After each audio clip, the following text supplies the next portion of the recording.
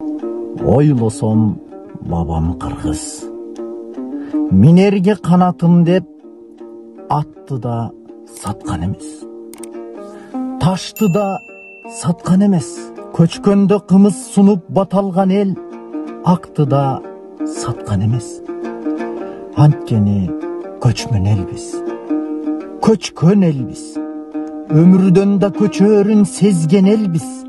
Абирдин акчадан артык коюп кепин менен өмүрдөн өткөн элбиз. Чын эле көчкөн элбиз. Жайкысын төр жамына, кышкысын ой жагына, 21-кылымда жашасак да батыр издеп көчөбүз ойда мына. Жада калса шайлоодо көчүрүүдө жанагы формадыга. Кыраакы эл элек го. Уулуна жар тандаган, базардан мал тандаган, депутат тандай албай жатканына аябай аң-таң калам.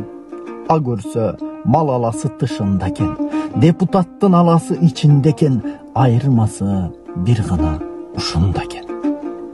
Эл атат, карттары да, жаштары да, ичинде жакшысы да, акмагы да, талашып мандат үчүн элин бөлгөн, талпынат таскагы да, аксагы да, добушумду бизге бер айланайын, акчабы, акча мына. Дал ошол жерден токтоп, о элим, бир аз ойлон, шашпагыла. Балдардын, неберенин ырысын чачпагыла. Саткысы келе берген сапатты таштагыла. Эл кыйналып жатканда кайда жүрдү? Качпадыбы калканч издеп баштарына? Сактаган эмес чоңдор, сактай албайт. Өзүңөрдү өзүңөр сактагыла. Атаны сактагыла, апаны сактагыла.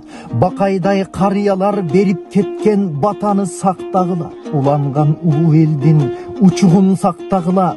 Эркиндигин тепсетпей жарандардын укугун сактагыла.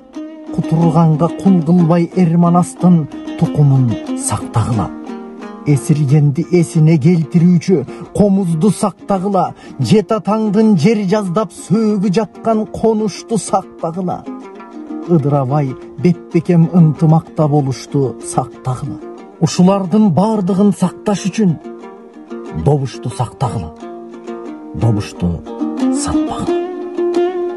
Чоңдор эмес өлкөнү биз оңдойбуз. Оңолууну өзүңөрдө.